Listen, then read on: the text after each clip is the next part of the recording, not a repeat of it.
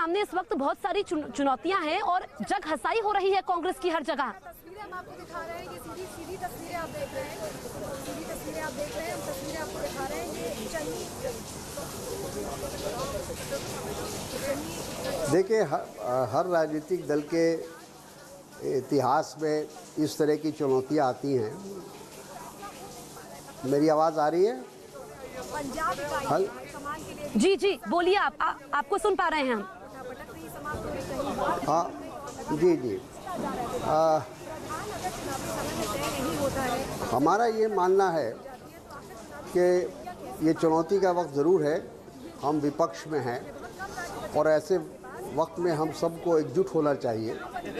लेकिन ऐसा लगता है कि कुछ लोग इस चुनौती के वक्त में पार्टी नेतृत्व के साथ खड़े हुए दिखाई नहीं पड़ना चाहते हैं और कुछ लोग ऐसे भी हैं हमारे पार्टी में है जो सिर्फ अपने स्वार्थ को देखते हैं। जब तक पार्टी सत्ता में थी, जब तक हम शासन में थे तो सोनिया गांधी बहुत अच्छी थी, गांधी नेहरू परिवार बहुत अच्छा था, उसके नेतृत्व में देश बनाने की बात कर रहे थे।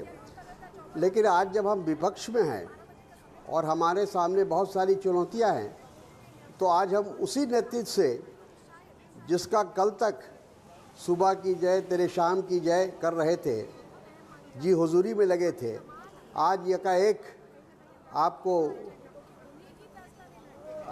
उसी नेतृत्व से सवाल कर रहे हैं।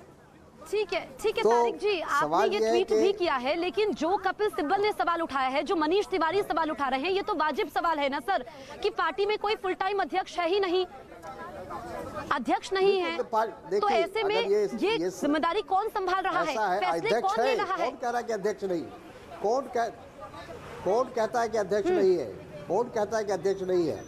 और सोनिया गांधी पहले भी अध्यक्ष थी और आज भी अध्यक्ष है। ठीक है, उनको वर्किंग कमेटी ने इंटरिम अध्यक्ष बनाया है और जो इंटरिम अध्यक्ष होता है उसको भी वही पावर होता है।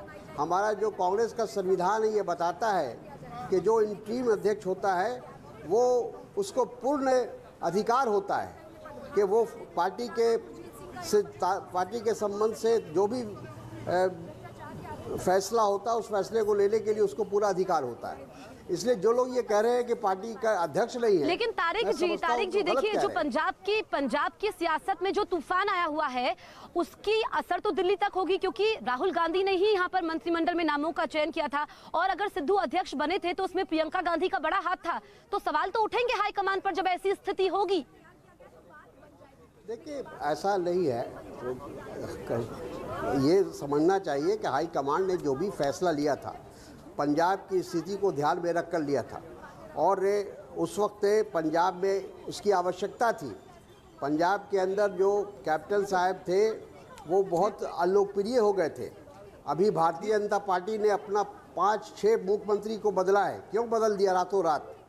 तो इसीलिए बदला ना कि उनकी लोकप्रियता कम थी, उनको लगता था कि उनके नेतृत्व में चुनाव होगा तो हम नहीं जीतेंगे। लेकिन सर, वहाँ पर मुख्यमंत्री बदले गए तो किसी ने आवाज नहीं उठाई। यहाँ पर तो एक मुख्यमंत्री बदला जाता है तो दूसरे की महत्वाकांक्षा सामने आ जाती है। सारी लड़ाई तो मुख्यमंत्री पद को लेकर है। वहाँ एक शेड्यूल कास्ट को मुख्यमंत्री बनाया गया तो सबको तकलीफ होने लगी, सबको परेशानी होने लगी। क्या दलित को मुख्यमंत्री बनने का अधिकार नहीं है? और जो कुछ है हो रहा है, देखिए सर, मुख्यमंत्री और प्रदेश अध्यक्ष की नहीं बन रही है और सिद्धू जिनका इतना इतिहास रहा है इस्तीफों का, तो वही सिद्धू कल तक बीजेपी में थे तो बहुत अच्छे थे, आज कांग्रेस में आ गए तो बुरे हो गए। ये तो कोई बात नहीं हुई ना। ठीक है तारिक अनवर जी, आप समझिए, वो कहते हैं जब ईंट से ईंट बजा दूंगा, अगर वो नेतृत्व के खिलाफ काम जब वो कहते हैं कि वो किसी से मिलते नहीं है तो फिर सवाल तो उठेंगे सर। बचे कुछ राज्य हैं कांग्रेस के हाथ में, नहीं सवाल उठेंगे, लेकिन उठाया जा रहा है सवाल उठेंगे नहीं, अपने आप थोड़ी उठते हैं, ये तो उठाया जा रहा है, एक षड्यंत्र रचा जा रहा है। और आप देखेंगे तारिक अनवर जी, आपको नहीं लगता है कि चुनाव नजदीक हैं, ऐसे में संगठन को मजबूत करने की कोशिश होनी चाहिए, मुद्दों को सुलझाना चाहिए, हर मंच पर पार्टी की जगहसाई नहीं होनी चाहिए? आपने देखा CWC की बैठक होनी चाहिए। देखा कि नहीं, बैठक भी होगी और बैठक होती रहती है। और ये जो तमाम लोग जो आज इस बात को इस सवाल उठा रहे हैं, ये वो लोग हैं जो 40 साल तक उन्होंने कांग्रेस को चलाया है, उनके इशारे पर कांग्रेस चली है। सोनिया जी ने उनके राय से पार्टी को चलाने का काम किया है। आज ये अपना वो दामन बचाना चाहते हैं, ये तो गलत बात है। ये सब उसके लिए जिम्मेदार है। नहीं, वो कह रहे हैं कि वो ऐसा कोई मंच ही नहीं है जहां पर वो अपनी बात रख सकते हैं। पार्टी के सीनियर लीडर आप सही कह रहे हैं, उन्होंने पार्टी चलाई है। वो कह रहे हैं राहुल गांधी मिलते ही नहीं है, कड़े फैसले लिए ही नहीं जाते हैं, इसी वजह से पार्टी का ये हश्र है। बिल्कुल ये गलत बात है। नरेंद्र मोदी मिलते हैं क्या? नरेंद्र मोदी कितने लोगों से मिलते हैं? ये सब बेकार वाली बात है कि हम नहीं मिलते हैं और नहीं बात करते हैं। ये सब हम लोग ऐसा कभी नहीं महसूस हुआ। लेकिन तारिक अनवर जी, ये समझिए पिछले काफी समय में कितने नेताओं ने पार्टी छोड़ी है, कोई परेशानी पार्टी छोड़ चुके हैं। इस पर तो मंथन होना चाहिए कि कांग्रेस पार्टी जो देश की सबसे पुरानी पार्टी है, सालों तक दशकों तक राज किया है इस देश में, उस पार्टी से नेता छोड़ रहे हैं, उसका दामन छोड़ रहे हैं। ऐसा देखिए, ये कांग्रेस के साथ ही नहीं होता है, और पार्टियों के साथ भी हो रहा है। भारतीय जनता पार्टी में भी जो उनके कल तक जो मंत्री थे उन्होंने पार्टी छोड़ दिया, उनके सांसद पार्टी छोड़ रहे हैं, उनके विधायक पार्टी छोड़ रहे हैं। ठीक है, पार्टी तो छोड़ी जाती है, लेकिन जितने नेताओं ने हाल फिलहाल में कांग्रेस पार्टी को छोड़ा है, किसी और पार्टी के साथ हुआ है?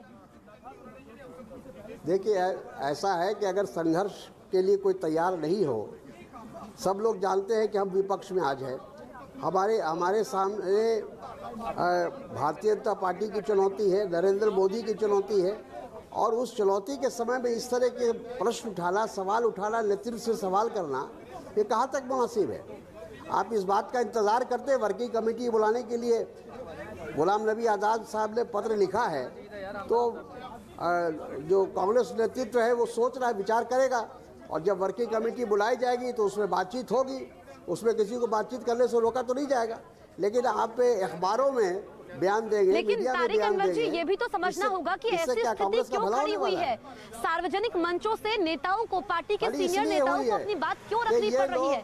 पार्टी फोरम में वो बात क्यों नहीं रख रहे हैं? जो स्वार्थी लोग हैं, इसलिए कि जो लोग, हमने कहा ना कि 40 साल से इन्हीं की राय से कांग्रेस चल रही थी, और अगर आज इनसे राय लेना बंद हो गया है या कम हो गया है तो इनको इस बात की तकलीफ है।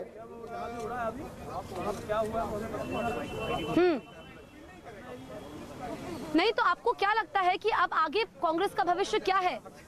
कार्यकर्ताओं का मनोबल टूट चुका है। कांग्रेस के जो पंजाब कांग्रेस में इस वक्त हो रहा है, उसमें तो सिर्फ कांग्रेस अपनी अंदरूनी लड़ाई लड़ रही है। सर, जनता पूछ रही है कि आप पहले अपने विवाद सुलझा लीजिए, फिर हमारे मसलों को सुलझाना। आप बोलिएगा जी, ऐसा दिया हम आप जी, सुनिए बात सुनिए। मनोबल किसी का नहीं टूटा, मनोबल उन लोगों का टूटा है जो सत्ता में रहने के आदी हो चुके थे, जो विपक्ष में नहीं रहना चाहते, जो आज के जो विपक्ष के सामने चुनौतियां उसका सामना करने के लिए तैयार नहीं है, आगे संघर्ष करने को तैयार नहीं है, उनका मनोबल टूटा है। राहुल गांधी का मनोबल नहीं टूटा है, कांग्रेस कार्यकर्ताओं का मनोबल नहीं टूटा है। हम 20 साल तक, अगर हमको लड़ना होगा तो हम 20 साल तक लड़ाई लड़ेंगे। हो गया?